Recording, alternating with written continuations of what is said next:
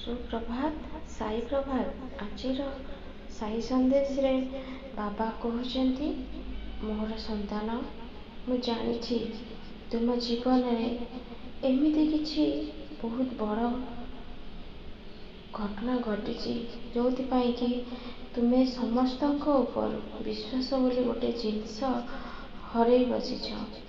ସନ୍ତାନ, ଏମିତି ହବା ସ୍ୱାଭାବିକ। ହେଲେ ସନ୍ତାନ, ସବୁ ଲୋକ ତୁମ ପାଇଁ ଖରାପ ନୁହନ୍ତି।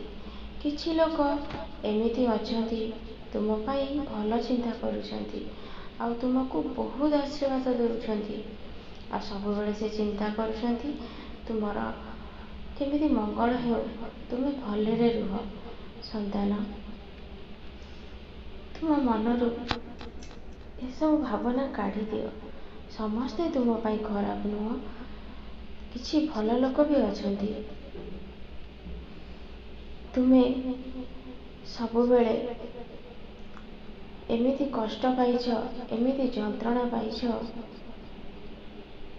ବହୁତ ବଡ଼ ଧୋକା ବି ତୁମ ଜୀବନରେ ତୁମେ ଖାଇଛ। ସେଥିଲାଗି ତୁମର କାହା ପ୍ରତି ବିଶ୍ୱାସ ହେଉନି। ଏମିତିକି ତୁମ ବାବା ବି ବୁଝେଇଲା ବେଳକୁ ତୁମେ ବାବା କଥା ହିଁ ଶୁଣୁନ। ଏତେ ବଡ଼ ଘଟଣା ଘଟିଛି ତୁମ ଜୀବନରେ, ମୁଁ ବୁଝିପାରୁଛି। ସନ୍ତାନ, ସମାଜ ଭିତରେ ତୁମେ ଅଛ ତ କିଛି କଥା ମନ ଭିତରେ ରଖିକି ଆଗକୁ ବଢ଼ିବାକୁ ପଡ଼ିବ। ସବୁ ଲୋକଙ୍କ ପାଖରୁ ସମ୍ପର୍କ କାଟିଦେଲେ ତୁମେ ପୁଣି ଆଗକୁ କେମିତି ବଢ଼ିବ? ସନ୍ତାନ, ମୁଁ ତୁମ ସହିତ ଅଛି। ସବୁ ଲୋକ ତୁମ ପାଇଁ ଖରାପ ନୁହନ୍ତି। ଯେଉଁମାନେ ତୁମ ପାଇଁ ଖରାପ ଚିନ୍ତା କରୁଥିଲେ, ଏବେ ସେମାନେ ବି ତୁମ ପାଇଁ ପରିବର୍ତ୍ତନ ହୋଇଯାଇଛନ୍ତି।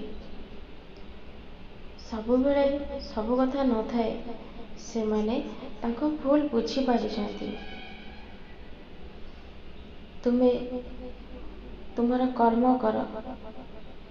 ତୁମେ ତୁମ ଜୀବନରେ ବହୁତ ଖୁସିରେ ରହିବ। ଆଉ ତୁମେ କାହା ପ୍ରତି ଏହି ଚିନ୍ତାଧାରା ରଖନି। ଯିଏ ଯାହା ବି ହଉ, ସମସ୍ତଙ୍କ ପାଇଁ ତୁମ ମନରେ ଭଲ ଭାବନା ରଖ। ତୁମେ ବହୁତ ଖୁସିରେ ରହିବ। କିଛି ସନ୍ତାନମାନେ ମୋର ଚାକିରିକୁ ନେଇକି ବହୁତ କଷ୍ଟ ଅନୁଭବ କରୁଛନ୍ତି। ତାଙ୍କର ବହୁତ ଜଲ୍ଦି ସେ ଚାକିରି ସମସ୍ୟାକୁ ମୁଁ ଦୂର କରିଦେବି। ବିଶ୍ୱାସରେ ସବୁ ଜିନିଷ ହୋଇଥାଏ।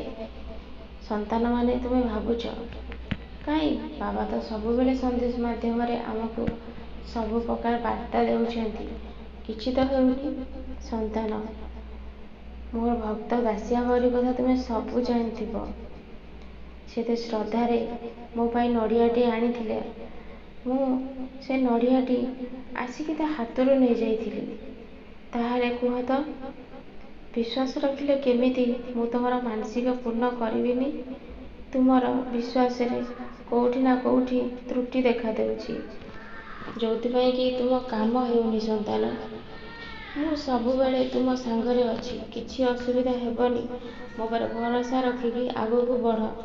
ସବୁବେଳେ ତୁମେ ଜିତିବ, ତୁମକୁ କେହି ହରେଇ ପାରିବେନି।